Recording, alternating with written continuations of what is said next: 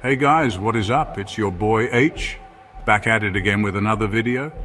And this time, guys, I've gone deep, like really deep into the dark side of the seemingly normal world of delivery driving. You know, we've all been there anxiously awaiting a package or a late-night pizza delivery. But have you ever wondered about the dark secrets lurking behind those seemingly innocent doorbells and dimly lit streets?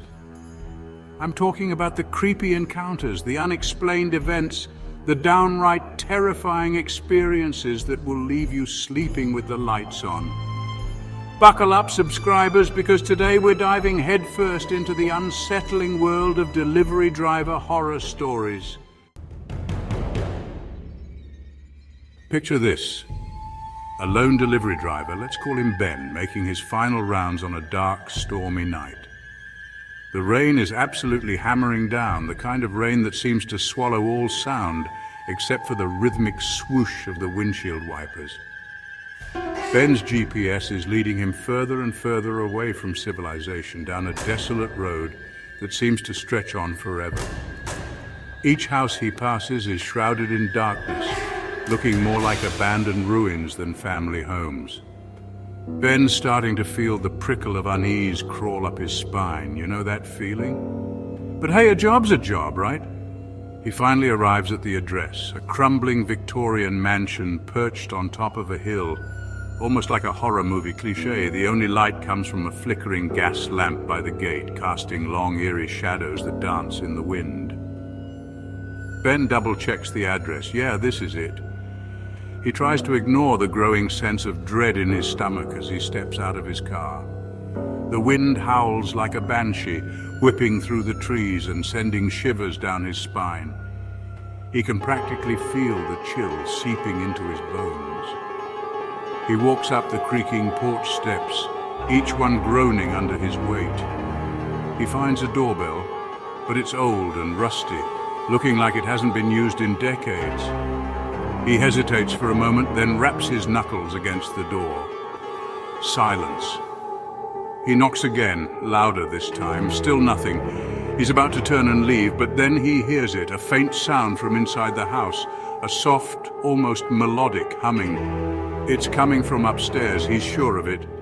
Now, Ben's not one to ignore his gut feeling. He knows he should just leave the package and go, but something, maybe curiosity, maybe something else, compels him to investigate. He tries the doorknob, expecting it to be locked, but to his surprise it turns with a heavy click. He pushes the door open slowly, the hinges groaning in protest. The smell hits him first, a musty, almost suffocating odor, like something old and decaying. The air inside is heavy and oppressive, making it hard to breathe. He steps inside, his heart pounding in his chest. The house is even creepier on the inside. Cobwebs hang from every corner. Dust covers the furniture like a thick blanket. It's like stepping back in time. The humming sound is louder now, and Ben realizes it's coming from a room at the end of the hallway. He walks towards it, his footsteps echoing in the silence. As he gets closer, he can make out the tune. It's a lullaby, he realizes, but twisted and distorted like something out of a nightmare. He reaches the door and hesitates for a moment, his hand hovering over the doorknob. He takes a deep breath and pushes the door open. The room is dark, but in the faint moonlight filtering through the window, he can make out the figure of a woman sitting in a rocking chair. She's humming softly, her voice raspy and weak. She's holding something in her arms, cradling it gently. Ben clears his throat, trying to announce his presence without startling her. "Hello?" he says, his voice echoing in the stillness. The woman doesn't respond. She just keeps rocking back and forth, humming her eerie lullaby. Ben takes a step closer, his eyes adjusting to the darkness. He can see the woman more clearly now. She's old, her face wrinkled and pale, her hair long and white. But it's what she's holding that makes his blood run cold. This story takes place in a small town where everyone knows everyone and secrets are hard to keep. Our delivery driver this time is a young woman named Sarah. She's known for her cheerful demeanor and her ability to brighten even the dullest day with her infectious laughter. But one fateful night, Sarah's usual cheerfulness was replaced by an icy fear that would forever change her outlook on her late-night deliveries. It was a Friday night, and the town was unusually quiet. Most people were at the local high school football game, their cheers and shouts echoing faintly in the distance. Sarah was making her rounds, trying to finish up early so she could join the festivities. She received a delivery request for a remote address on the outskirts of town. It wasn't uncommon for her to get deliveries to the more rural areas, but there was something about this particular address that made her uneasy. Maybe it was the way the GPS showed it as being practically in the middle of nowhere. Or maybe it was the name on the delivery slip, M. Knight. A strange name, she thought, but then again she'd seen stranger. As she drove further and further away from the town's twinkling lights, Sarah couldn't shake the feeling of unease that had settled in the pit of her stomach. The road she was on was narrow and winding, shrouded in an almost unnatural darkness. The trees on either side loomed over the road like menacing giants, their branches twisting and turning in the wind, like skeletal fingers reaching out to grab her. She tried to focus on the radio, but even the upbeat pop music couldn't drown out the feeling that she was being watched. Finally, her headlights illuminated a weathered wooden sign with the address she was looking for. The house was set back from the road, hidden behind a thicket of overgrown trees and bushes. It looked dilapidated and abandoned, with peeling paint and boarded-up windows.